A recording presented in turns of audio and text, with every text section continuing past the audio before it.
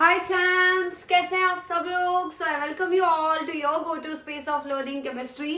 आई hope अभी तक आप लोग पहले दो पार्ट्स जो है हैलोजन डेरिवेटिव्स टॉपिक के ऑलरेडी देख कर आ चुके हो एंड फिर ही आप लोग इस पार्ट थर्ड पे यहाँ पे इस वीडियो को देखने के लिए आए हो। अगर वो पार्ट्स आपने कवर नहीं किए हैं अभी तक, पहले 3 पार्ट्स आई गेस, यस, सो वो अगर कवर नहीं हुए हैं तो अब आपको डायरेक्टली ये वाला पार्ट नहीं देखना है, पहले आपको वो कंप्लीट करना है। सीक्वेंस में ही चलो, बिकॉज अगर मैं कुछ अगला पार्ट बना रही हूँ, कुछ अगला वीडियो अपलोड हो रहा है तो वो इसी बेसिस पे हो रहा है कि आप प्रीवियस वीडियो जो है वो देख कर आ रहे हो, तो कुछ हो सकता है कुछ टर्मिनोलॉजीज, कुछ कॉन्सेप्ट्स पिछले वीडियोस में ही कवर हो चुके हो। सो हम लोग पढ़ रहे थे, अभी तक हमने मेथड्स ऑफ प्रिपरेशन जो है अल्काइल हैलाइड्स के वो पढ़ना स्टार्ट ऑलरेडी किया था, और अब हम अल्काइल हैलाइड्स के कुछ और मेथड्स है जो पेंडिंग है वो कंप्लीट करेंगे। और अल्काइल हैलाइड्स के मेथड्स ऑफ प्रिपरेशन हो जाने के बाद हम लोग अरील हैलाइड्स के यानी एरोमेटिक वाले जो हैलोजन डेरिवेटिव्स है हमारे, उनका मेथड्स ऑफ प्रिपरेशन भी हम लोग अभी कवर करने वाले हैं। ठीक है, सो हमने हाइड्रोकार्बन से अल्काइल हैलाइड्स को प्रिपेयर करने के लिए एल्केन्स वाला मेथड जो है वो ऑलरेडी देख लिया था। एल्केन्स क्या होते हैं? जिनमें सब कार्बन कार्बन सिंगल बॉन्ड्स होते हैं और बाकी आपके हाइड्रोजन अटैच्ड होंगे। क्या वहां से हमने फ्री रेडिकल हैलोजनेशन देखा था? क्लोरीन या फिर ब्रोमीन को जब आप सनलाइट या फिर हीटिंग के प्रेजेंस में आप जब ऐड करोगे, किसके साथ? एल्केन्स के साथ। एल्केन्स में जितने तरह के कार्बन उतने ही तरह के हाइड्रोजन्स होंगे और हाइड्रोजन्स रिप्लेस होते जाएंगे और उनकी जगह हैलोजन आके सब्सटीट्यूट होता जाएगा। वो फ्री रेडिकल मैकेनिज्म होता है, हमने वो भी देखा था। होमोलिसिस होता है कार्बन हाइड्रोजन बॉन्ड्स का। अब एल्केन से डिसएडवांटेज क्या था बेटा? कि यहाँ पे आपको मल्टीपल प्रोडक्ट्स बन सकते हैं, एक ही तरह का प्रोडक्ट ऐसा नहीं मिलेगा, कोई एक सिंगल प्रोडक्ट नहीं मिलेगा, आपको मल्टीपल प्रोडक्ट्स देखने के लिए मिलेंगे। कुछ मोनो हैलोजन प्रोडक्ट्स हो सकते हैं, कुछ dihalogen, polyhalogen products भी वहां पे बन सकते हैं। डिपेंड करता है सब्सटीट्यूशन कितने कितने कार्बन पे हो रहा है, राइट। अब ये उसका डिसएडवांटेज है, तो इसीलिए हाइड्रोकार्बन्स में अगर आपके पास आपको कभी अल्काइल हैलाइड प्रिपेयर करना ही हो तो आपको alkanes as an option choose करना ये बिल्कुल भी बेटर ऑप्शन नहीं होगा। So other alternative that we have is to prepare alkyl halides from alkenes. ठीक है, तो अब हाइड्रोकार्बन्स में और कौन आते हैं? एल्कीन्स। एल्कीन्स की पहचान क्या होती है? एटलीस्ट पूरे स्ट्रक्चर में कार्बन कार्बन का एक डबल बॉन्ड होना चाहिए। So carbon carbon double bonds के बारे में थोड़ा सा समझते हैं पहले। कार्बन कार्बन डबल बॉन्ड के बारे में वो किस टाइप के रिएक्शंस दिखाता है इन जनरल, पहले एक बार वो रिकॉल करते हैं। वैसे तो ये क्लास 11 का पार्ट है, बट एक बार वो रिकॉल करके आपको इन जनरल कैसे उसको अप्लाई करना है यहाँ पर वो हम समझ जाएंगे। ठीक है, सो यहाँ पे ध्यान दो। अब एल्कीन ले लेते हैं। एल्कीन मतलब क्या है? कार्बन कार्बन डबल बॉन्ड है। कार्बन कार्बन डबल बॉन्ड जब कार्बन बनाते हैं आपस में, ये दोनों बॉन्ड्स जो है वो अलग टाइप के होते हैं। तो वो अलग डिफरेंस क्या है? उनमें से जो एक बॉन्ड होता है वो सिग्मा होगा और जो दूसरा बॉन्ड होता है वो पाई बॉन्ड होगा। Sigma bonds, S for sigma, S for strong याद रखना है। सो सिग्मा बॉन्ड्स हमेशा कैसे होते हैं? स्ट्रॉन्ग। बट पाई बॉन्ड कैसे होते हैं? हमेशा वीक। सो डबल बॉन्ड में दो तरीके के बॉन्ड्स हैं, सिग्मा और पाई। सिग्मा बॉन्ड स्ट्रॉन्ग बॉन्ड्स है, जबकि पाई बॉन्ड जो है वो वीक बॉन्ड माना जाता है। अब मान लो ये एल्कीन को उठा के हमने रिएक्ट करवाना चाहा ए और बी ऐसे किसी रिएक्टेंट के साथ। एल्कीन है जिसमें डबल बॉन्ड है और साथ में क्या ऐड कर रहे हैं हम यहाँ पे? ए बी को ऐड किया है। और ए बी कैसा है? एक ए है और दूसरा एलिमेंट बी है और उनके बीच में एक बॉन्ड यहाँ पे बना हुआ है। अब होगा क्या? ये जो कार्बन डबल बॉन्ड में से पाई बॉन्ड है ये वीक है। अगर ये वीक बॉन्ड होगा तो क्या ये इजीली ब्रेक हो सकता है? यस, बिल्कुल हो सकता है, ब्रेक्स इजीली। अब मान लो ये ए आया और ए ने कोशिश की कि यार मैं जाके इस कार्बन के साथ बॉन्ड बनाना चाहता हूं, मैं इसको 1 बोलती हूँ, इसे 2 बोलती हूँ। ठीक है, कार्बन नंबर 1 के साथ कौन बॉन्ड बनाना चाह रहा है? बाहर से आके ए कोशिश करना चाहता है कार्बन नंबर 1 के ऊपर बॉन्ड बनाने की। क्या कार्बन ऑलरेडी 1 2 3 4 बॉन्ड्स बना के स्टेबल था एल्कीन में? बिल्कुल। बट अगर नया बॉन्ड उसे ए के साथ बनाना पड़ जाएगा, क्या उसे एक कोई पुराना बॉन्ड तोड़ना होगा? यस। जहां जहां सिंगल बॉन्ड होते हैं वो भी कौन से होते हैं? हमेशा सिग्मा। जब डबल बॉन्ड आता है तभी उसमें एक सिग्मा एक पाई होता है और सारे सिग्मा बॉन्ड्स कैसे होंगे? स्ट्रॉन्ग। मान लो यहाँ हाइड्रोजन भी है तब भी सिंगल बॉन्ड अगर है ना तो हमेशा वो सिग्मा होगा और हमेशा वो स्ट्रॉन्ग ही होगा। एक से ज्यादा बॉन्ड जब आपको कार्बन बनाता हुआ दिखेगा, जैसे डबल या ट्रिपल, तब पाई बॉन्ड वहां पे होंगे और वो वीक होंगे। अब कार्बन के साथ ए बॉन्ड बनाने की कोशिश करेगा, बट क्या कार्बन नया बॉन्ड जब ए के साथ बनाने का ट्राई करेगा, क्या उसके 5 बॉन्ड्स हो जाएंगे? मान लो यहाँ पे ए आके अगर ऐसे अटैच हो जाता, क्या यहाँ पे उसके 5 बॉन्ड्स बन जाएंगे? यस, बट क्या कार्बन 5 बॉन्ड्स के साथ स्टेबल होगा? नहीं। सो वो होने नहीं देगा। सो कार्बन क्या करेगा, यहाँ पे पहले उसे अपना कोई पुराना बॉन्ड तोड़ना पड़ेगा, और जब वो कोई पुराना बॉन्ड तोड़ेगा तभी ये दोनों कार्बन क्या कर पाएंगे, कोई न्यू बॉन्ड्स बना पाएंगे, क्योंकि ऑलरेडी वो स्टेबल है विद 4 बॉन्ड्स। न्यू बॉन्ड बनाने के लिए एक बॉन्ड तोड़ना होगा। अब बताओ, 4 बॉन्ड्स हैं, चारों में से क्या इस कार्बन पे 1 2 3 तो सिग्मा और एक ही पाई बॉन्ड है। यहाँ पे सिग्मा बॉन्ड स्ट्रॉन्ग है, नहीं टूटेंगे, बट पाई बॉन्ड तो है ना वीक बॉन्ड, क्या वो टूट सकता है? यस। और जब पाई बॉन्ड टूटेगा तब कैसा स्ट्रक्चर बनेगा बताओ? क्या कार्बन पे अब 1 2 और 3 बॉन्ड्स ही होंगे, क्योंकि डबल बॉन्ड में से एक बॉन्ड चला जाएगा और सिर्फ सिग्मा वाला बचेगा। क्या यहाँ पे भी 3 बॉन्ड्स होंगे, इस कार्बन पे भी? यस। जब पाई बॉन्ड टूटा, क्या पाई बॉन्ड टूटने के बाद में कार्बन के पास अब 3 ही बॉन्ड्स बचे हैं दोनों पे? यस। क्या एक और बॉन्ड यहाँ पे आके इस कार्बन का बन सकता है? तो अब क्या हो जाएगा, जैसे ही कार्बन का पाई बॉन्ड टूटेगा, ये ए और बी में से ए यहाँ, बी यहाँ पे आके अटैच हो जाएगा। क्या आपने कार्बन कार्बन डबल बॉन्ड को सिंगल में कन्वर्ट किया है? Yes. Carbon carbon double bond, एक से ज्यादा जब बॉन्ड्स एक साथ हमें देखने के लिए मिलते हैं तब हम उसे अनसैचुरेटेड हाइड्रोकार्बन बोलते हैं। Unsaturated hydrocarbon. सो एल्कीन्स कैसे है बेटा? क्या एल्कीन्स में डबल बॉन्ड यानी पाई बॉन्ड है, एक से ज्यादा बॉन्ड कार्बन कार्बन के बीच में है? यस। तो ऐसे हाइड्रोकार्बन्स क्या होंगे? अनसैचुरेटेड। बट यहाँ पे क्या है, कोई डबल बॉन्ड है क्या कार्बन कार्बन के बीच? नहीं। क्या हमने रिएक्शन के बाद कार्बन कार्बन डबल बॉन्ड को सिंगल में कन्वर्ट कर लिया? यस। और क्या हमने फिर अनसैचुरेटेड हाइड्रोकार्बन को, अब कोई मल्टीपल बॉन्ड नहीं है, ना कोई डबल बॉन्ड बचा है ना ट्रिपल बॉन्ड बचा है, क्या अब ये हाइड्रोकार्बन आपका सैचुरेटेड हाइड्रोकार्बन बन जाएगा? यस। सो अनसैचुरेटेड हाइड्रोकार्बन्स को हमने हाइड्रोकार्बन्स को सैचुरेटेड में कन्वर्ट कर लिया, बट क्या उसके लिए कुछ ना कुछ आपको ऐड करना पड़ेगा? जैसे यहाँ पे ए बी हमने ऐड किया, तभी जाके नया बॉन्ड कार्बन कार्बन ने बनाने का ट्राई किया, तभी वो डबल बॉन्ड टूट के सिंगल में गया और तभी अनसैचुरेटेड सैचुरेटेड में कन्वर्ट हुआ। यस। यानी क्या हमें यहाँ कुछ ना कुछ एडिशन करवानी होगी, और इसीलिए ऐसे रिएक्शंस को बोला जाता है एडिशन रिएक्शंस ऑफ एल्कीन। क्या होता है एडिशन रिएक्शंस में? एडिशन रिएक्शंस में कार्बन कार्बन डबल बॉन्ड के अक्रॉस जो दोनों कार्बन आपस में डबल बॉन्ड बना रहे होंगे, उन्हीं दोनों कार्बन पे बाहर से कोई ना कोई 2 ग्रुप्स आके अटैच होंगे, बट ये नए बॉन्ड्स बनाने से पहले वो अपना पुराना एक पाई बॉन्ड को तोड़ेंगे, सैचुरेटेड बन जाएंगे अनसैचुरेटेड से, और एडिशन होने के बाद ही आपका ये हो रहा है। करेक्ट? क्या एल्कीन में और इसमें आपको 2 नए ग्रुप्स ऐड हुए हुए दिखाई दे रहे हैं? यस। क्या इसीलिए हमने इसे एडिशन रिएक्शन कहा है? बिल्कुल। अब बताओ, अगर आपने एल्कीन लिया, एल्कीन्स में क्या होता है? कार्बन कार्बन सिंगल बॉन्ड, वहां तो कोई मल्टीपल बॉन्ड ही नहीं है, ना डबल है ना ट्रिपल है, और अगर डबल और ट्रिपल बॉन्ड ही नहीं है तो वहां कोई पाई बॉन्ड का किस्सा आता ही नहीं है, वहां पे सारे बॉन्ड सिग्मा बॉन्ड्स होंगे। पाई बॉन्ड ही नहीं है तो वीक बॉन्ड है ही नहीं। क्या वहां पे वीक बॉन्ड नहीं होगा पाई बॉन्ड, तो वो टूटेगा ही नहीं कोई बॉन्ड, सारे सिग्मा बॉन्ड स्ट्रांग होंगे। क्या आप कभी सिग्मा बॉन्ड्स को फिर तोड़ पाओगे? ऐसे नहीं। बाहर से आप कुछ भी ऐड करो, जब अंदर ही बॉन्ड टूटने का स्कोप नहीं है तो बॉन्ड टूटेगा ही नहीं, और ये नए ग्रुप्स जाके ऐड कहाँ होंगे? नहीं होंगे। इसीलिए एल्कीन्स जो है वो कभी भी एडिशन नहीं दिखाते, क्योंकि उनमें कोई वीक बॉन्ड पाई बॉन्ड नहीं होता। बट एल्कीन्स में पाई बॉन्ड होता है, क्योंकि डबल बॉन्ड में से एक पाई बॉन्ड है, वो एडिशन दिखाते हैं। एल्काइंस क्या होते हैं? एल्काइंस को भी डिस्कस कर लेते हैं थोड़ा सा शॉर्ट में। एल्काइंस में होता है कार्बन कार्बन के बीच ट्रिपल बॉन्ड। अब ये जो ट्रिपल बॉन्ड है इसमें से होता है एक सिग्मा, और बचे हुए दोनों भी क्या होंगे? आपके पाई बॉन्ड्स होंगे। ये 3 बॉन्ड्स तो कार्बन कार्बन बना रहे हैं, इस तरफ भी एक सिंगल होगा, बट जहां सिंगल बॉन्ड वहां पे हमेशा sigma bond. S for single, S for sigma, S for strong bond याद रखना है। सिग्मा बॉन्ड सिंगल वाले बॉन्ड्स होते हैं और वो हमेशा आपके स्ट्रॉन्ग बॉन्ड्स में आते हैं। तो यहाँ पे ये जो सिंगल सिंगल है ये भी सिग्मा है, 3 में से ये एक सिग्मा और बचे हुए दोनों पाई है। क्या आपके एल्काइंस में भी पाई बॉन्ड वीक बॉन्ड है?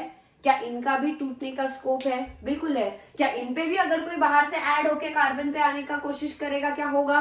बिल्कुल होगा। इसीलिए एल्काइंस भी एडिशन दिखाते हैं, बट एल्केन्स कभी नहीं दिखाते हैं। इसीलिए हमें एल्केन्स में सब्स्टिट्यूशन देखने मिलता है, बट नॉट एडिशन।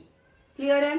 अब कितने बॉन्ड्स टूटने का चांस है यहाँ पे? 2। क्या ये पहला एक बॉन्ड टूट के एक इधर ग्रुप आके लग जाएगा, फिर और एक बॉन्ड टूट के क्या और एक ग्रुप इधर एक इधर आ सकता है? यानी इसमें हम डबल एडिशन भी देख सकते हैं। किसमें?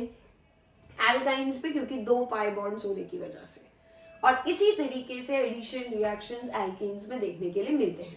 ठीक, अब बात ऐसी है, एक काम करो, जैसे आपने यहाँ पे ए बी ऐड किया, ए को आपने कार्बन 1 पे ऐड कर दिया, बी को आपने कार्बन नंबर 2 पे ऐड कर दिया। क्या रिवर्स भी हो सकता है? बिल्कुल हो सकता है। क्या आपका बी जो है वो कार्बन नंबर 1 पे और ए जो है वो कार्बन नंबर 2 पे अटैच हो सकता है? बिल्कुल हो सकता है। हो सकता है कि दोनों कार्बन, अगर ये दोनों कार्बन सेम होंगे, ठीक है, क्या आप ए कहीं पे भी ऐड करो, बी कहीं पे भी ऐड करो, फर्क पड़ने वाला है? नहीं पड़ेगा। बट अगर ये दोनों कार्बन आपस में मिल नहीं हुए, यानी इस कार्बन पे कुछ अलग ग्रुप है, इस कार्बन का कुछ अलग ग्रुप जुड़ा हुआ है, अगर ये दोनों कार्बन आइडेंटिकल नहीं होंगे, अलग अलग स्ट्रक्चर्स होंगे, क्या ए और बी कहाँ ऐड हो रहा है, क्या उससे फर्क पड़ेगा? बिल्कुल पड़ेगा।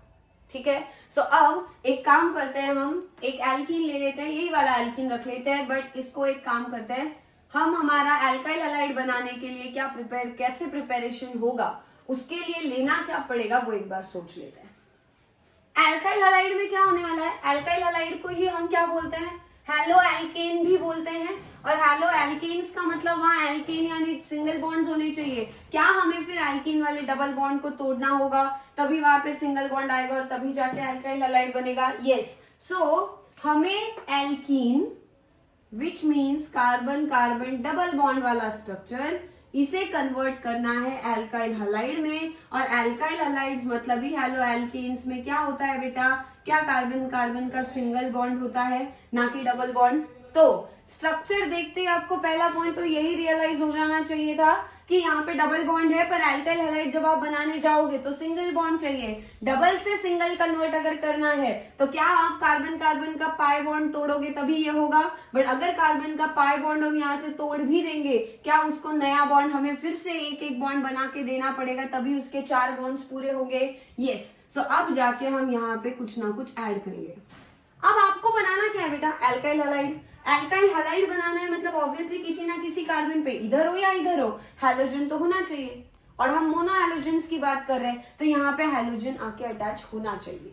क्या हैलोजन पहले था? नहीं, बट अब है ना हैलोजन। तो क्या ये कहीं बाहर से ही आ रहा होगा और इस पे ऐड हो रहा होगा तभी ये यहाँ पे आके लगा है? यस। और साथ में इसके अब क्या बचा? हमें हाइड्रोजन ऐड कर देंगे, क्योंकि यहाँ पे भी बॉन्ड पूरा करना है। क्या आपके कार्बन कार्बन डबल बॉन्ड पे जो 2 कार्बन है उनका पाई बॉन्ड टूटने के बाद क्या आपको एक तरफ H और एक तरफ X यानी हैलोजन ऐड होता हुआ दिखा है?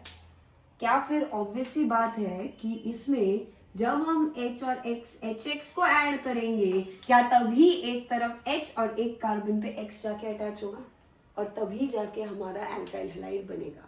सो इस तरीके से जब भी आप अपना एल्कीन लोगे, एल्कीन को जब हम HX के साथ में ऐड करवाएंगे, एक कार्बन पे H एक पे X जाके लगेगा और कार्बन कार्बन डबल बॉन्ड टूट के सिंगल में बदल जाएगा और क्या आपका एल्काइल हैलाइड बन चुका है? यस। अब HX को समझते हैं थोड़ा सा। HX कैसा है? H हाइड्रोजन है और उसके साथ हाइड्रोजन सिंगल बॉन्ड से जुड़ा है, ये है X। हैलोजेंस कैसे होते हैं बेटा? पीरियोडिक टेबल में राइट साइड में है फ्लोरीन, क्लोरीन, ब्रोमीन, आयोडीन। इनकी इलेक्ट्रोनेगेटिविटी बहुत ज्यादा है और इलेक्ट्रोनेगेटिविटी बहुत ज्यादा होने की वजह से ये हमेशा अपने ऊपर एक पार्शियल नेगेटिव चार्ज लेके चलते हैं। अगर हाइड्रोजन पे, अगर इस पे हैलोजन पे आ गया पार्शियल नेगेटिव चार्ज, क्या हाइड्रोजन पे फिर पार्शियल पॉजिटिव चार्ज आ जाएगा? क्यों? क्योंकि ये कम इलेक्ट्रोनेगेटिव है इसके सामने, तो ऑब्वियसली इस पे कौन सा चार्ज आएगा? पॉजिटिव। क्या हमारे H और X दोनों अलग है? H पॉजिटिव चार्ज दिखा रहा है, X नेगेटिव चार्ज दिखा रहा है, दोनों अलग अलग हैं। अब कार्बन कार्बन के अक्रॉस जब H और X को ऐड करेंगे तब आपका यहाँ पे डिफरेंस क्रिएट होगा। कहाँ पे H लगेगा, कहाँ पे X लगेगा, वो भी अब मैटर करेगा। ठीक है। अब कुछ एग्जांपल्स देख लेते हैं इसके, फिर हम समझेंगे कि कैसे चलता है, कितने तरह के प्रोडक्ट्स बनते हैं। पहला एक क्वेश्चन ले लेते हैं। इथीन ले लेते हैं बेटा। इथीन यानी क्या है, CH2 डबल बॉन्ड CH2, और इसके साथ मान लो मैंने ऐड कर दिया HCl। अब HCl क्या है बेटा, क्या HCl आपका हाइड्रोजन हैलाइड है जिसमें क्लोरीन हैलोजन होगा delta minus, hydrogen delta plus होगा। अब ये कार्बन देखो, क्या इस पे 2 हाइड्रोजन है, यस। क्या इस कार्बन पे भी 2 हाइड्रोजन है, मतलब क्या ये दोनों कार्बन सेम है, हाँ दोनों कार्बन सेम है। और अगर दोनों कार्बन सेम है तो आप H कहीं पर भी ऐड कर दो, Cl कहीं पर भी ऐड कर दो, फर्क नहीं पड़ेगा।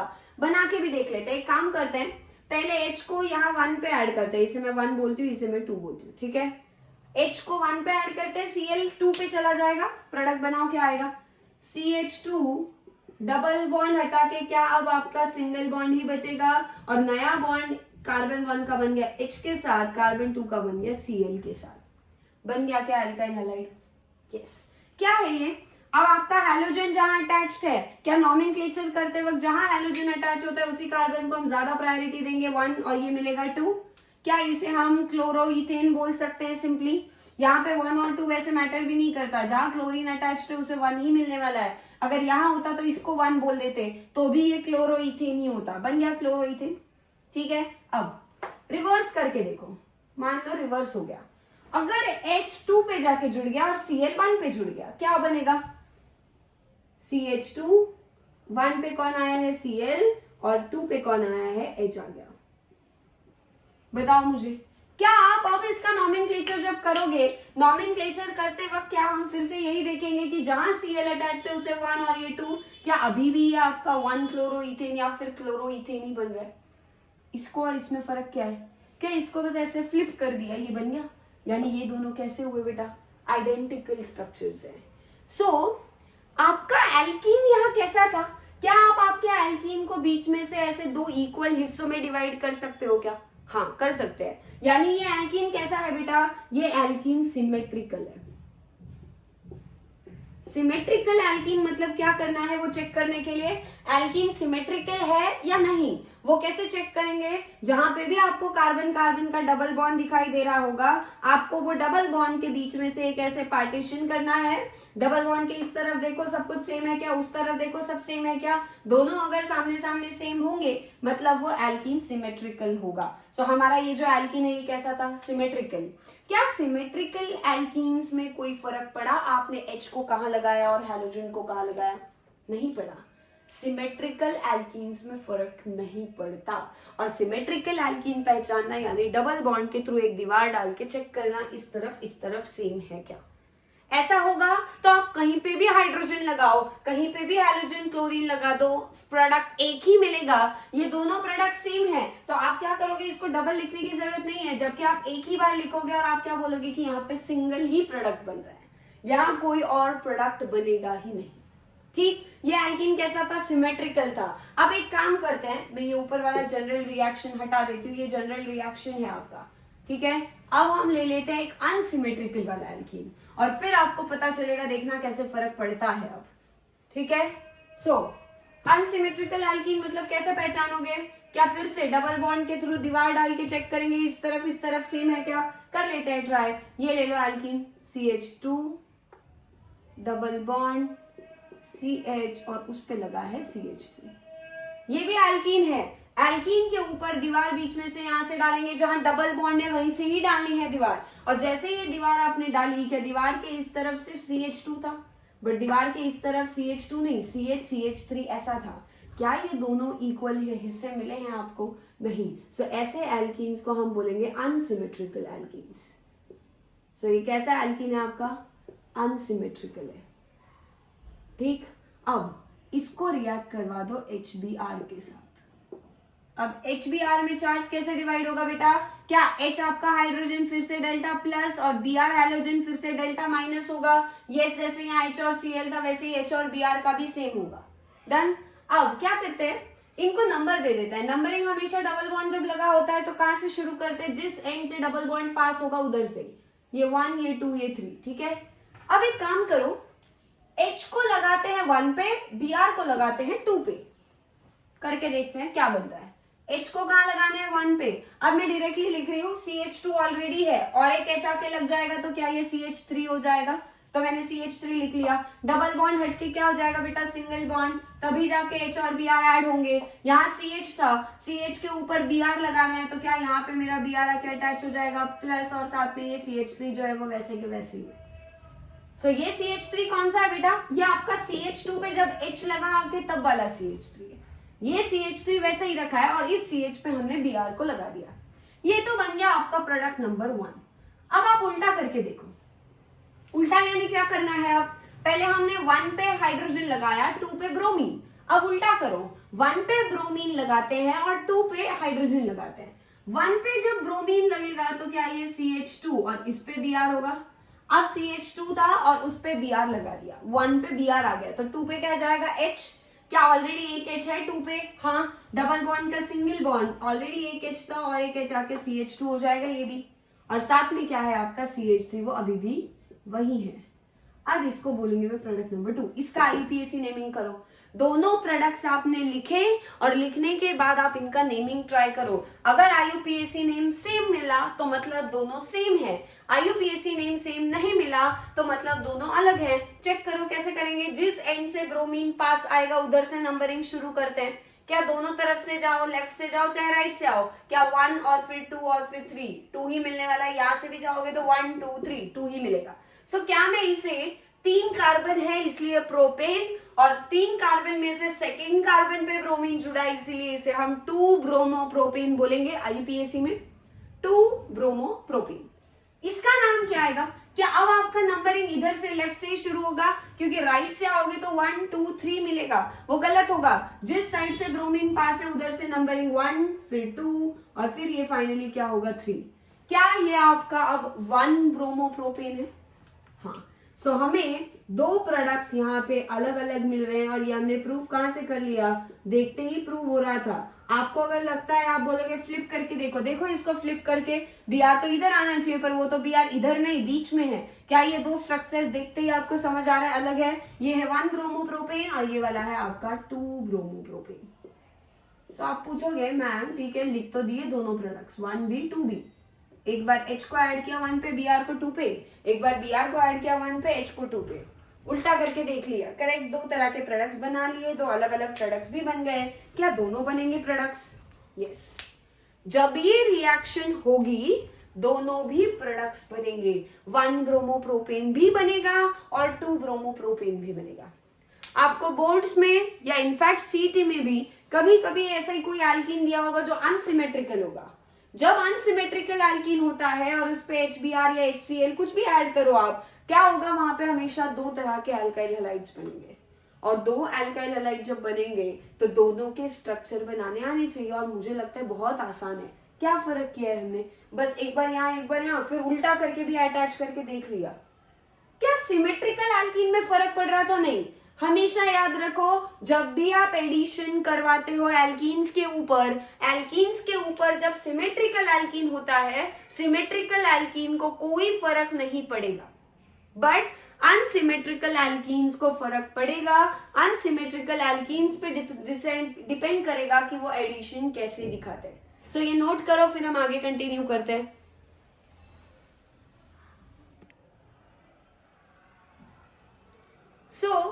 अब दोनों प्रोडक्ट्स बनेंगे ये तो कंफर्म है। क्या दोनों इक्वल अमाउंट्स में बनते हैं, नहीं। जब भी एल्कीन्स पे अनसिमेट्रिकल होते हुए एडिशन होगा दोनों प्रोडक्ट्स बनेंगे तो सही, बट दोनों इक्वल अमाउंट में नहीं बनेगा, एक कोई कम बनेगा एक ज्यादा बनेगा। सो एक माइनर प्रोडक्ट होता है, माइनर यानी जो कम अमाउंट में बनता है, और दूसरा मेजर होता है जो ज्यादा अमाउंट में बनता है।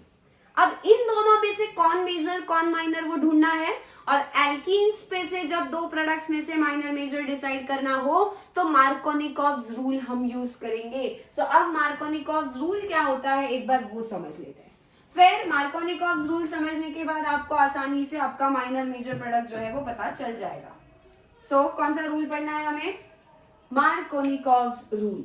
और मार्कोनिकॉव्स रूल कब अप्लाई करते हैं, ये रूल स्पेशली दिया है एल्कीन्स के लिए, और स्पेशली किस केस में लगाना है, जब भी एल्कीन्स पे आप एडिशन करोगे, अनसिमेट्रिकल एल्कीन जब होंगे उन पे एडिशन होके अगर 2 प्रोडक्ट्स गलती से बन रहे होंगे तब माइनर मेजर डिसाइड करने के लिए काम आता है मार्कोनिकॉव्स रूल। इसको सिंपल लैंग्वेज में कैसे याद रखना है, इसमें स्टार्टिंग में पार्ट है when an unsymmetrical reagent gets added to an unsymmetrical alkene. चलो लिखवाई देती हूँ, लिखो मेरे साथ साथ, व्हेन एन अनसिमेट्रिकल रिएजेंट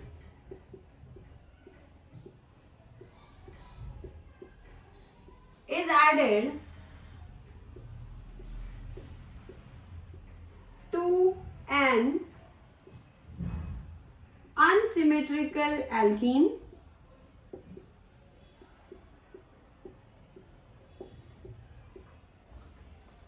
इसे मैंने जिस तरीके से सिंपल इसमें याद किया है ना, आप उसी के अकॉर्डिंग याद रखना, आपके क्वेश्चन सॉल्व हो जाएंगे।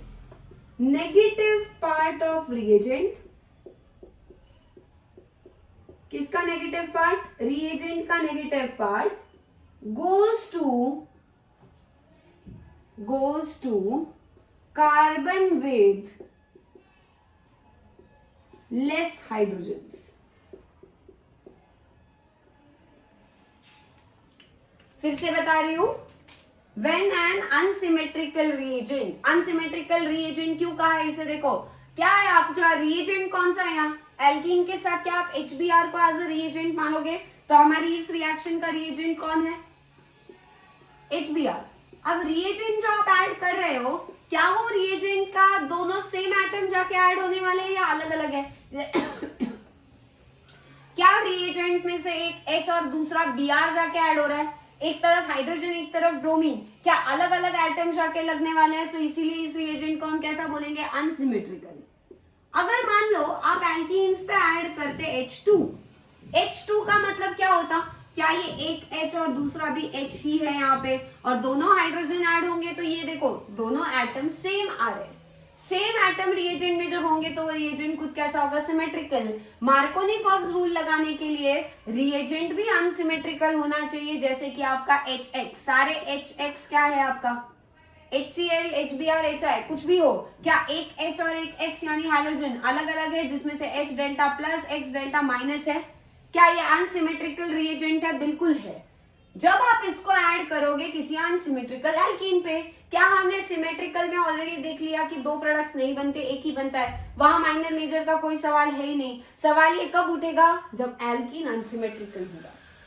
सो अनसिमेट्रिकल एल्कीन के साथ जब भी आप कोई अनसिमेट्रिकल रिएजेंट जैसे कि HX ऐड करोगे तो वो प्रोडक्ट मेजर होगा, ये आपको मेजर प्रोडक्ट डिसाइड करने के लिए, ठीक है। और इसका जो उल्टा फॉलो करेगा वो माइनर होगा। कैसे वो बताती हूँ, नेगेटिव पार्ट ऑफ रिएजेंट, मुझे बताओ HX आपका जो रिएजेंट यहाँ हमने ऐड किया है एल्कीन के ऊपर, क्या उसका नेगेटिव पार्ट X है और उसका पॉजिटिव पार्ट हाइड्रोजन है? Goes to carbon with less hydrogens. ये दो चीजें मार्क कर रही है। नेगेटिव पार्ट रिएजेंट का कौन से कार्बन पे जाता है, to the carbon with less hydrogens. Clear है? कैसे, अब देखो कौन से दो कार्बन पे एडिशन करवाना चाहते हो आप, एक तो कार्बन नंबर 1 पे और कार्बन नंबर 2 पे। कार्बन नंबर 1 पे आप इस वाले कार्बन को छोड़ दो, इन दोनों कार्बन को छोड़ दो, ठीक है, जो आपस में डबल बॉन्ड बना रहे हैं हम उन्हीं को देखने वाले, ठीक है। इन दोनों पे ध्यान दो, बाकी आप इन दोनों को खुद से छोड़ देना है। इस कार्बन को देखो, कार्बन नंबर 1 को, क्या कार्बन नंबर 1 पे सिर्फ एक ही कार्बन जुड़ा है, कार्बन नंबर 2, और कोई कार्बन है क्या? नहीं। सो कार्बन नंबर 1 पे कितने कार्बन है, मैं लिख रही हूं यहाँ पे, कार्बन नंबर 1 पे एक ही कार्बन अटैच्ड है। हाइड्रोजन कितने हैं कार्बन नंबर 1 पे, क्या ये 2 हाइड्रोजन है यहाँ पे, सो कार्बन नंबर 1 पे 2 हाइड्रोजन अटैच्ड है। C2 की बात करते हैं, कार्बन नंबर 2 को देखो, क्या कार्बन नंबर 2 पे एक ये कार्बन और एक इस तरफ कार्बन, ऐसे कार्बन नंबर 2 पे 2 कार्बन अटैच्ड है क्या, कार्बन 1b और 3b? यस। तो कार्बन नंबर 2 पे 2 कार्बन है। हाइड्रोजन कितना है गिनो कार्बन 2 पे, CH, यानी एक ही हाइड्रोजन वहां पे है। सो कार्बन नंबर 2 पे हाइड्रोजन कितने हैं, एक ही है। सो कार्बन नंबर 1 पे 2 हाइड्रोजन है, कार्बन नंबर 2 पे एक हाइड्रोजन है। मार्कोनिकॉव्स रूल ये कहता है कि मेजर प्रोडक्ट वो होगा जिसमें रिएजेंट का नेगेटिव पार्ट, आपके रिएजेंट का नेगेटिव पार्ट मतलब आपका हैलोजन, मतलब यहाँ पे ब्रोमीन, वो ऐसे कार्बन पे लगा होगा जो कार्बन पे लेस हाइड्रोजन होंगे।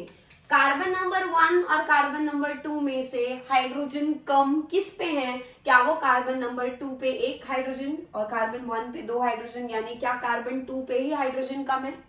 तो लेस हाइड्रोजन वाला कार्बन कौन सा हुआ आपका?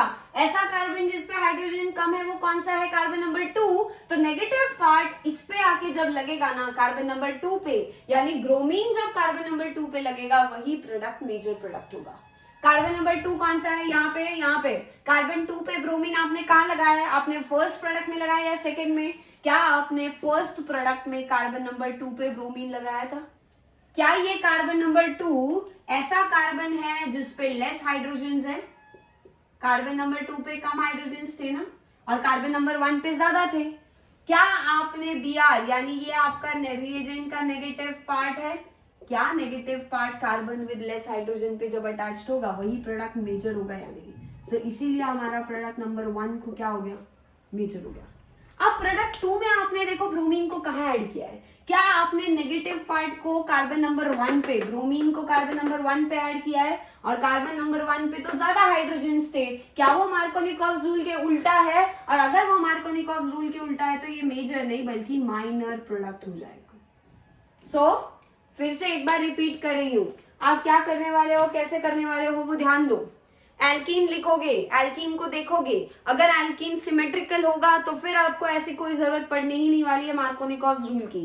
बट अगर एल्कीन अनसिमेट्रिकल होगा, वो कैसे चेक करना है? डबल बॉन्ड के थ्रू दीवार ड्रॉ करके चेक करना है। अगर अनसिमेट्रिकल एल्कीन हुआ और उस पे आप HX को ऐड करने के लिए जाओगे तो दो प्रोडक्ट्स बनते हैं। पहले सबसे वो दोनों प्रोडक्ट्स लिखना, बिना मेजर माइनर सोचे पहले दोनों प्रोडक्ट्स बना लेना। अब वो दोनों प्रोडक्ट्स बनने के बाद कैसे बनाने हैं दोनों प्रोडक्ट? डबल बॉन्ड के अक्रॉस एक बार H इधर X इधर, फिर उल्टा X इधर H इधर, इस तरीके से आपको ऐड करना है। और एडिशन कहाँ होगी? ऑब्वियसली उन्हीं दो कार्बन पे होगी जहां पे डबल बॉन्ड बन रहा है, राइट? सो उन्हीं दोनों कार्बन में से एक पे H एक पे X, फिर रिवर्स करके दूसरा प्रोडक्ट भी बनाओगे, एक पे X दूसरे पे H। दोनों प्रोडक्ट्स में से मेजर प्रोडक्ट ढूंढने के लिए क्या चेक करोगे? नेगेटिव पार्ट रिएजेंट का किस कार्बन पे लगा होना चाहिए? उसी कार्बन पे जिसपे कम से कम हाइड्रोजन होंगे। तो आपका एल्कीन के जो दोनों कार्बन होंगे ना, उनको ध्यान से देखना। जो कार्बन पे लेस हाइड्रोजन है, मैंने देखो यहाँ पे मार्क किया, इस पे लेस हाइड्रोजन है, इस पे मोर हाइड्रोजन है। जिस पे लेस हाइड्रोजन होंगे उसी पे नेगेटिव पार्ट लगा होना चाहिए, यानी X हैलोजन उस पे लगा होना चाहिए। और जिस प्रोडक्ट में आपको ऐसा दिखाई दे जाएगा, नेगेटिव कार्बन का नेगेटिव पार्ट रिएजेंट का लेस हाइड्रोजन वाले कार्बन पे जिस प्रोडक्ट में लगा होगा दोनों में से, वही आपका मेजर प्रोडक्ट होगा उस रिएक्शन में। सो इस तरीके से हम मार्कोनिकॉव्स रूल यूज करते हैं और आपका मेजर माइनर प्रोडक्ट जो है वो ढूंढते हैं। सो नोट कर लो ये फटाफट।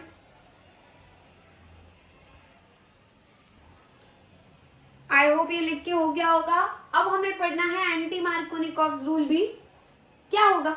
एंटी का मतलब ऑपोजिट, जो मार्कोनिकॉव्स रूल के ऑपोजिट होगा। ऑपोजिट यानी नेगेटिव पार्ट कहाँ लग रहा था मार्कोनिकॉव्स रूल में? ऐसे कार्बन पे जिसपे लेस हाइड्रोजन होंगे। पर एंटी मार्कोनिकॉव्स रूल में ये कहता है एंटी मार्कोनिकॉव्स रूल कि नेगेटिव पार्ट जो होगा रिएजेंट का, और रिएजेंट का नेगेटिव पार्ट अभी हमारे लिए सब जगह क्या है? X है, करेक्ट? ये जब ऐसे कार्बन पे जुड़ा होगा जो कि आपका मोर हाइड्रोजन वाला होगा तो ये मेजर प्रोडक्ट होता है। सो एंटी मार्कोनिकॉव्स रूल का कहना है कि ना मार्कोनिकॉव्स रूल का उल्टा होना चाहिए। नेगेटिव पार्ट रिएजेंट का ऐसे कार्बन पे नहीं जाना चाहिए जिसपे कम हाइड्रोजन है, ऐसे कार्बन पे जाना चाहिए जिसपे ज्यादा हाइड्रोजन है। सो नेगेटिव पार्ट जब जाके कार्बन विद मोर हाइड्रोजन पे लगता है तब ये आपका एंटी मार्कोनिकॉव्स रूल का मेजर प्रोडक्ट बनता है। आप बोलोगे कि मैम दोनों रूल तो बिल्कुल ऑपोजिट बोल रहे हैं। मार्कोनिकॉव्स रूल कहता है नेगेटिव को ऐसे कार्बन पे लगाओ जिसपे कम हाइड्रोजन है, पॉजिटिव को ऐसे कार्बन पे लगाओ जिसपे ज्यादा हाइड्रोजन है। ये तो मार्कोनिकॉव्स रूल कह रहा है। और एंटी मार्कोनिकॉव्स रूल ऑपोजिट कह रहा है कि नहीं, नेगेटिव को ऐसे पे लगाओ जिसपे ज्यादा हाइड्रोजन है। किसकी सुनेंगे बेटा? नॉर्मली हर नॉर्मल एडिशन में मार्कोनिकोव्स रूल ही हमारा साथी है, इसी को ही फॉलो करना है। इसको आप याद रख लो, फॉलो ऑलवेज। हमेशा हम किसको फॉलो करेंगे? मार्कोनिकोव्स रूल को ही। पर एंटी मार्कोनिकोव्स रूल को फॉलो करने के लिए एक कंडीशन है। एंटी मार्कोनिकोव्स रूल सिर्फ तब चलेगा जब आपको HBr ऐड होता हुआ दिखेगा। बट सिर्फ HBr अकेला नहीं होना चाहिए। HBr के साथ में अगर H2O2 लिख कर दिया होगा ऐसे, तभी सिर्फ आप एंटी मार्कोनिकोव्स रूल अप्लाई करोगे। सो क्या एंटी मार्कोनिकोव्स रूल HCl पे लगेगा? नेवर। HI पे लगेगा? नेवर। क्या वो HBr पे लगेगा? लगेगा, बट HBr अकेला होगा तब नहीं, HBr के साथ जब H2O2 भी होगा सिर्फ तभी एंटी मार्कोनिकोव्स रूल लगेगा। अब मुझे एक बात बताओ, क्या हमारा ये जो मार्कोनिकोव्स रूल के अकॉर्डिंग मेजर प्रोडक्ट था ये माइनर था? क्या एंटी मार्कोनिकोव्स के अकॉर्डिंग अब हमने HBr ऐड किया तो ये मेजर था, ये माइनर था? अगर मैंने HBr के साथ साथ आपको एरो पे गलती से H2O2 भी दिख गया तो अपने आप फटाफट खुद को जल्दी से क्लिक करवाओगे, HBr भी है H2O2 भी है, HBr H2O2 साथ आ गए तो अब मैं मार्कोनिकोव्स रूल नहीं, अब मैं मेजर प्रोडक्ट किसके अकॉर्डिंग बताएंगे? अब हम एंटी मार्कोनिकोव्स रूल के अकॉर्डिंग। और एंटी मार्कोनिकोव्स रूल का बिल्कुल ऑपोजिट है। तो क्या आपका अब नेगेटिव पार्ट जब कार्बन विद मोर हाइड्रोजन पे लगता है वो मेजर प्रोडक्ट होता है? क्या वो बिल्कुल आपका प्रोडक्ट नंबर 2 है? कौन सा था carbon with more hydrogen? First वाला। उस पे ब्रोमीन यानी नेगेटिव पार्ट आके लगा है, क्या ये आपका एंटी मार्कोनिकोव्स रूल के अकॉर्डिंग बनेगा मेजर प्रोडक्ट? सो जो हमारा मार्कोनिकोव्स रूल से माइनर था, क्या वो एंटी मार्कोनिकोव्स से मेजर हो जाएगा? और जो हमारा मार्कोनिकोव्स रूल से मेजर था, क्या वो अब एंटी मार्कोनिकोव्स से माइनर हो जाएगा? अब दोनों में से कौन सा रूल कब लगाना है? वो सिर्फ आपको एंटी मार्कोनिकोव्स बहुत कम लगता है, बट एंटी मार्कोनिकोव्स स्पेशल है, इसलिए उसको ये जो कंडीशन है ना, ये बिल्कुल दिमाग में ऐसे नींद में से भी जगाया ना तो भी बताना आना चाहिए। एंटी मार्कोनिकोव्स रूल कब लगाओगे? जब एक एल्कीन दिखेगा, एल्कीन के साथ HBr तो होगा ही, बट HBr अकेला होना काफी नहीं है, साथ में H2O2 होगा तभी। अगर H2O2 वहां नहीं दिया होगा, सिर्फ HBr होगा, तो आप नॉर्मल मार्कोनिकोव्स रूल ही अप्लाई करना। अब क्या ये H2O2 यानी हाइड्रोजन पेरोक्साइड है बेटा? क्या एंटी मार्कोनिकोव्स रूल एक पेरोक्साइड, हाइड्रोजन पेरोक्साइड के प्रेजेंस में फॉलो होता है? यस। और इसीलिए एंटी मार्कोनिकोव्स रूल को हम पेरोक्साइड इफेक्ट ऐसा भी कहते हैं। तो ये जो असर हो रहा है प्रोडक्ट के ऊपर, मेजर माइनर जो बदल रहा है, ये बदल किसकी वजह से रहा है? इस H2O2 की वजह से। HBr तो हम वैसे भी ऐड कर रहे थे, HCl HI हम वैसे भी ऐड करते हैं, बट जब HBr और H2O2 साथ आता है ना, तभी ये गड़बड़ होती है। इसीलिए anti Markovnikov's rule is peroxide effect. अगर आप एंटी मार्कोनिकोव्स रूल को पेरोक्साइड इफेक्ट इस नाम से भी याद कर लोगे ना, तो आपको फटाफट से वो पेरोक्साइड इफेक्ट क्यों कहा जाता है, उसमें पेरोक्साइड यूज होता है, जब भी पेरोक्साइड H2O2 दिखेगा आपको ये क्लिक हो जाना चाहिए। समझ गए? सो ऐसे चलता है हमारा एल्कीन्स में मार्कोनिकोव्स और एंटी मार्कोनिकोव्स रूल। जब अनसिमेट्रिकल एल्कीन हो और रिएजेंट आने वाला भी अनसिमेट्रिकल हो, दो अलग अलग एलिमेंट्स, दो अलग अलग एटम्स आके ऐड होने वाले हो, तब हम मार्कोनिकोव्स और एंटी मार्कोनिकोव्स रूल का सपोर्ट लेंगे। सो फटाफट ये लिख लो, 5-10 मिनट आराम से वीडियो पॉज कर लो चाहे, बट आराम से बैठ के सोचो। अच्छा, Markovnikov's rule, negative part goes to carbon with less hydrogen, negative less hydrogen वाले कार्बन पे जाएगा, पॉजिटिव मतलब ही ज्यादा है ना, तो आप सोच लो मार्कोनिकोव्स रूल में पॉजिटिव ज्यादा वाले पे जाएगा, नेगेटिव कम हाइड्रोजन वाले कार्बन पे जाता है। इसे अलग अलग तरीके से मोर सब्स्टिट्यूटेड, लेस सब्स्टिट्यूटेड ऐसे भी बताया जा सकता है, बट एक्चुअली क्या होता है, नेगेटिव कार्बन, नेगेटिव पार्ट जो है वो लेस पे जा रहा है, तो नेगेटिव और लेस का मीनिंग सेम है, इसलिए मैं इस तरीके से याद करवा रही हूँ आपको। ठीक है, तो पॉजिटिव कहाँ जाएगा? मोर वाले पे। पॉजिटिव और मोर का मतलब सेम है, बस हाइड्रोजन आपको देखना है कहाँ कम कहाँ ज्यादा है। क्लियर है? सो नोट कर लो, फटाफट रिवाइज कर लो, फिर आगे बढ़ते हैं। सो अब एल्कीन से हमने एल्काइल हैलाइड्स प्रिपेयर करने का तरीका देख लिया। क्या ऐड करोगे? HX ऐड करोगे। जब जरूरत पड़ेगी तो मार्कोनिकोव्स रूल लगा के माइनर मेजर प्रोडक्ट जो है वो ढूंढ लेंगे।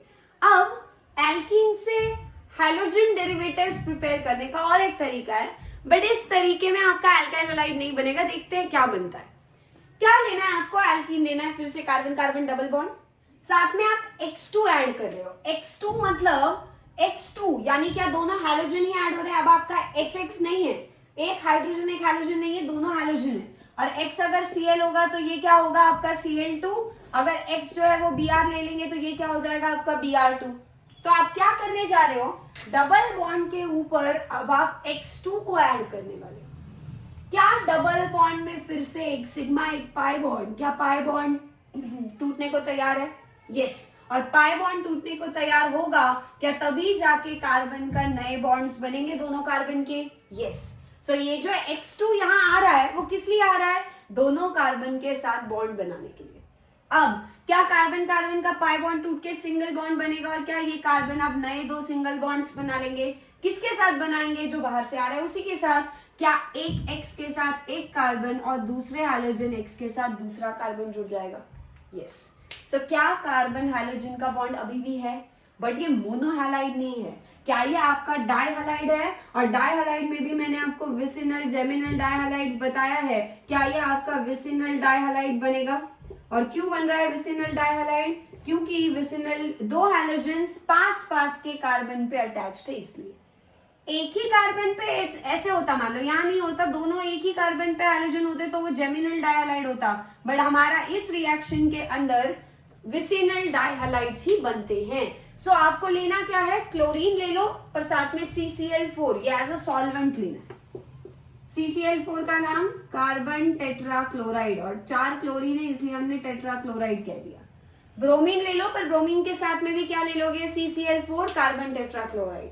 क्या बनेंगे आपके विसिनल डाइहैलाइड ही बनने वाले हैं। और इस तरीके से फिर से हमने एल्कीन पे एडिशन किया है ना X2 का, क्या ये भी एडिशन रिएक्शन है। यस। एल्काइल हैलाइड नहीं बन रहा है भले, बट हम क्या बना रहे हैं यहाँ पे, डाइहैलाइड बना रहे हैं। नोट कर लो फटाफट।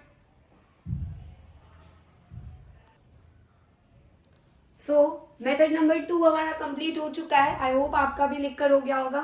अब हमारा एल्काइल हैलाइड्स को प्रिपेयर करने का लास्ट मेथड है, थर्ड मेथड, जो कि है हैलोजन एक्सचेंज।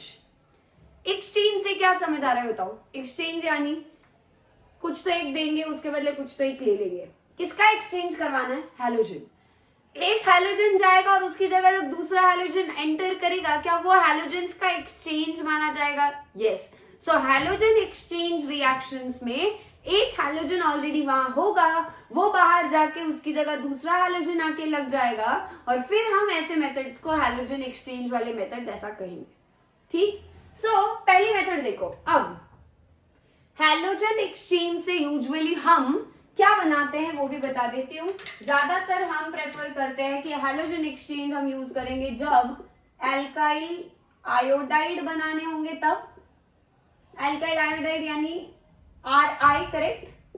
आपको जब एल्काइल आयोडाइड बनाना होगा यानी आयोडीन लाना होगा, या तो तब हम ज्यादातर यूज करेंगे, या फिर हम यूज करते हैं in case of alkyl fluoride. और एल्काइल फ्लोराइड यानी क्या होगा, इसका फॉर्मूला क्या, ये Rf होगा आपका। ठीक है। एल्काइल फ्लोराइड क्या है, Rf। एल्काइल आयोडाइड क्या है, Ri। सो एल्काइल आयोडाइड्स और एल्काइल फ्लोराइड्स को बनाने के लिए यूजुअली ये मेथड यूज होती है। अब यही दोनों क्यों, क्या हमने पहले जितने भी मेथड्स देखे, चाहे अल्कोहल से हो, चाहे वो आपका एल्कीन से हो, चाहे वो एल्केन से हो, क्या हमने ज्यादातर क्लोराइड और ब्रोमाइड प्रिपेयर किए उन मेथड्स में। बट मैंने आपको तब भी कहा था ज्यादा मेथड्स आपको फ्लोराइड और आयोडाइड, पहला और आखिरी याद कर लो, फ्लोरीन फिर क्लोरीन फिर ब्रोमीन फिर आयोडीन आता है, राइट। सो फ्लोराइड और आयोडाइड जो पहला और आखिरी है उनके लिए इतने मेथड्स नहीं है। जो क्लोराइड ब्रोमाइड है ना, ये कॉमनली ज्यादातर मेथड से प्रिपेयर हो जाते हैं। सो इसीलिए हैलोजन एक्सचेंज वाली मेथड हम स्पेशली इन दोनों के लिए लेकर आए। अब करना क्या है, अगेन क्या बोला, एक जाएगा एक आएगा, और कौन होगा, ऑलरेडी बने बनाए कौन होते हैं, भर भर के क्लोराइड और ब्रोमाइड होंगे हमारे पास। सो RCl यानी एल्काइल क्लोराइड, या फिर RBr यानी एल्काइल ब्रोमाइड को लेंगे, इसे रिएक्ट करवाएंगे NaI के साथ। NaI का नाम क्या होगा, sodium iodide, Na sodium iodide. इस रिएक्शन के लिए आपको ड्राई कंडीशन यूज करनी है, ड्राई एसीटोन को यूज करेंगे, और ये यहाँ पे एज अ सॉल्वेंट काम करेगा। हमें रिएक्शन की कंडीशंस ड्राई रखनी है, वाटर आने नहीं देना है, इसीलिए हम ड्राई कंडीशन रख रहे हैं। क्या होगा बेटा, अगेन क्या बोला मैंने, एक हैलोजन आएगा दूसरा जाएगा। क्या RCl में ऑलरेडी क्लोराइड है, क्या इसका हैलोजन I यहाँ जाएगा और ये Cl यहाँ इसकी जगह चला जाएगा? क्या दोनों हैलोजेंस का आपस में एक्सचेंज होगा सेम वे यहाँ से भी? बताओ, RCl की जगह क्या आके लग जाएगा, I। क्या यहाँ पे RI बन जाएगा और RI मतलब क्या, आपने अल्काइल आयोडाइड बनाया और क्या उसको बनाने के लिए अल्काइल क्लोराइड को रिएक्ट कर रहा है सोडियम आयोडाइड के साथ? यस। RBr के साथ भी सेम होगा, Br निकलेगा और Br की जगह I आके लग जाएगा। क्या RBr की जगह अब RI बन चुका होगा यहाँ पे भी? यस। अब Na में से I गया ना, NaI में से I निकल गया, क्या उसकी जगह Cl आके लग जाएगा? तो साथ में दूसरा जो प्रोडक्ट वो बनेगा NaI की जगह आप क्या आ जाएगा, NaCl। और I यानी आपका निकल चुका है, उसकी जगह ब्रोमीन आके लग जाएगा, क्या यहाँ पे आपका NaBr बन जाएगा।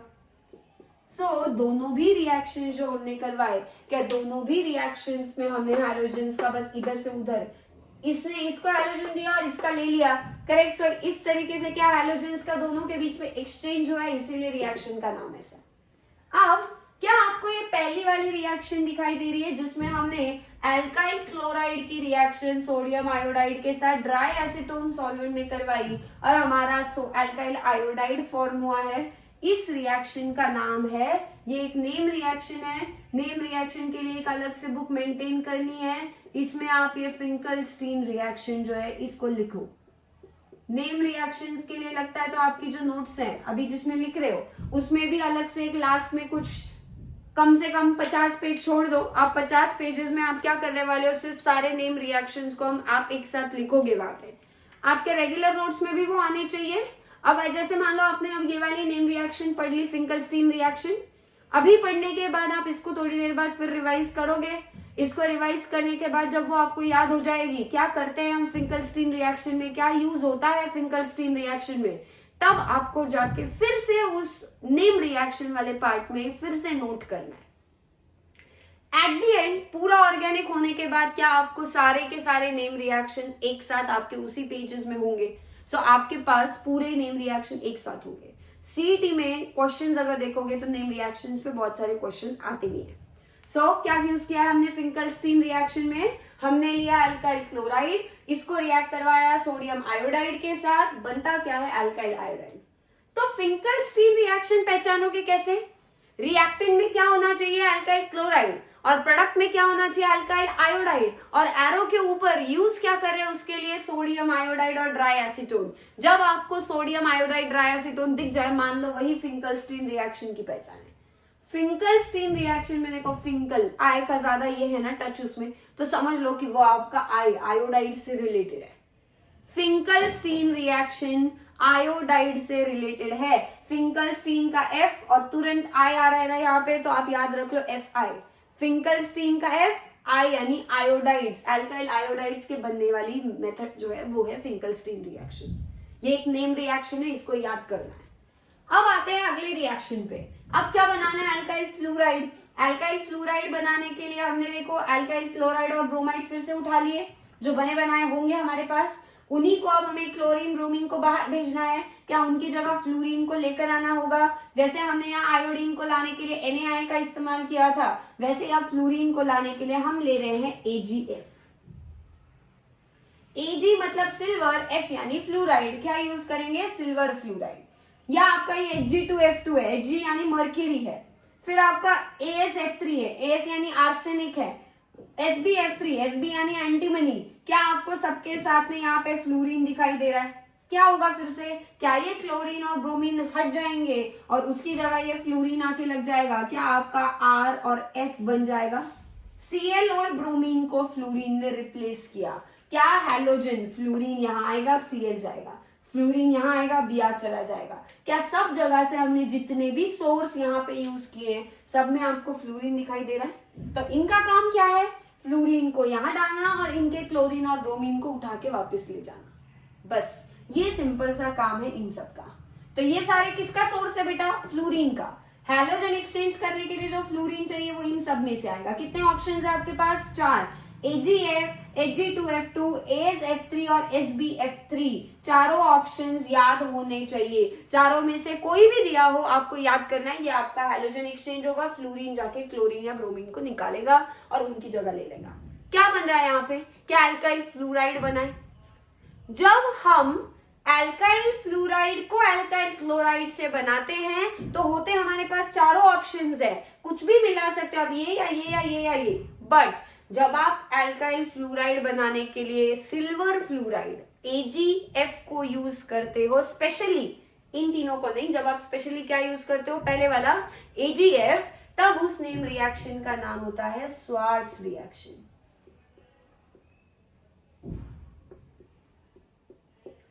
कौन सी रिएक्शन है ये आपकी? स्वार्ट्स रिएक्शन है। स्वार्ट्स रिएक्शन में आप क्या करने वाले हो? एल्काइल फ्लूराइड बनाने वाले हो। एल्काइल फ्लूराइड बनाने के लिए एल्काइल क्लोराइड या ब्रोमाइड की रिएक्शन सिल्वर फ्लूराइड के साथ करवाएंगे। इन सब के लिए नाम नहीं है, ये सब एज एन ऑल्टरनेटिव है, इसकी जगह ये भी हम यूज कर सकते हैं, बट जब सिल्वर फ्लूराइड इस्तेमाल होगा तब स्वार्ट्स होगी। फिंकलस्टीन की पहचान क्या है? NaI, sodium iodide alkyl iodide बनाते हैं। स्वार्ट्स की पहचान क्या है? AgF, silver fluoride alkyl fluoride बनाने के लिए हम यूज करते हैं। डन। अब ये NaCl क्या है बताओ? यहाँ पे बाय प्रोडक्ट है, NaBr बाय प्रोडक्ट है। NaCl क्या है? सॉल्ट, नमक। क्या यहाँ पे रिएक्शन में कहीं पे भी वाटर है? नहीं। और NaCl सॉल्ट है, सॉल्ट पानी में डिसॉल्व होगा ना, पर यहाँ पानी ही नहीं है तो क्या ये डिसॉल्व नहीं होगा? और अगर ये डिसॉल्व नहीं होगा तो क्या ये नमक सॉलिड की तरह वहां पे नीचे बनने लगेगा?